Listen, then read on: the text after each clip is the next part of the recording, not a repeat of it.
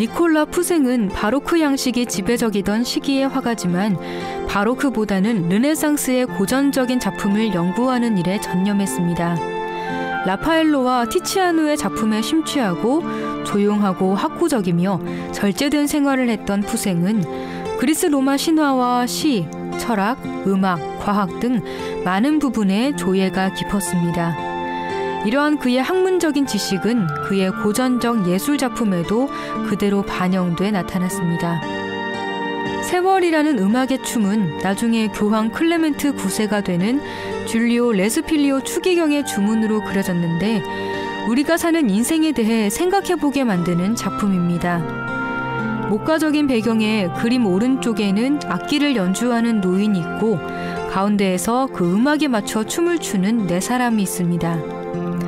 네 사람은 서로에게 등을 보인 채 바깥쪽을 바라보면서 손을 맞잡고 원형으로 빙빙 돌며 춤을 추고 있습니다.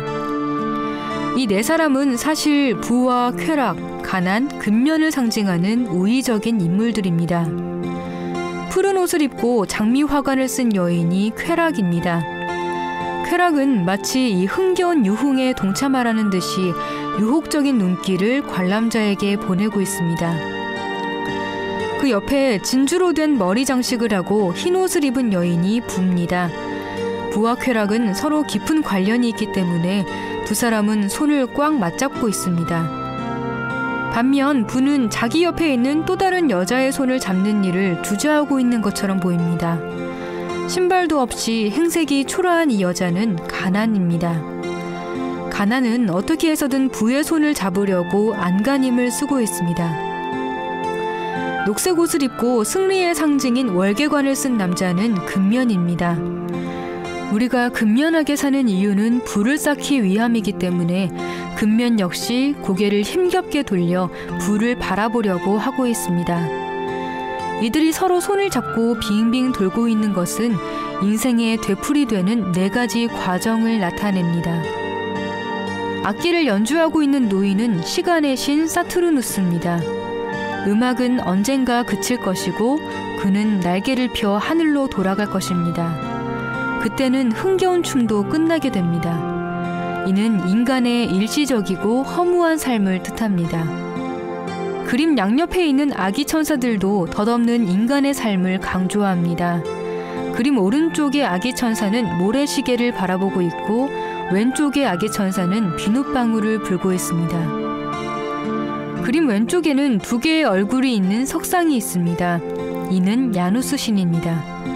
젊은 얼굴은 미래를 응시하고 나이 든 얼굴은 과거를 바라봅니다. 과거와 미래를 모두 볼 수 있는 야누스는 영원한 시간 속에 존재합니다. 하지만 석상에 걸린 꽃 목걸이는 곧 시들어버릴 것입니다. 즉 영원히 계속되는 시간 속에서 짧은 순간을 살다가는 인간을 나타냅니다. 인간의 유한한 삶과는 대조적으로 하늘에는 태양의 신 아폴로가 전차를 타고 있습니다. 전차의 방향을 따라 어두운 밤하늘이 서서히 거칩니다.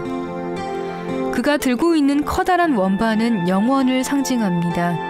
그 뒤로 계절의 여신들이 전차를 따르며 춤을 추고 선두에는 새벽의 여신 아우로라가 꽃가루를 뿌리며 아폴로를 찬양하고 있습니다.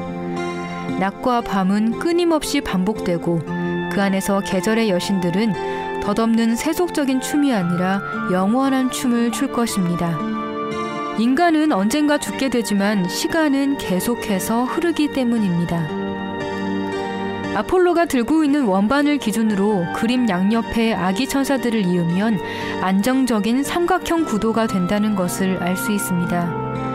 그 삼각형 안에 동그랗게 둘러서서 춤을 추고 있는 인물들이 원형을 나타냅니다.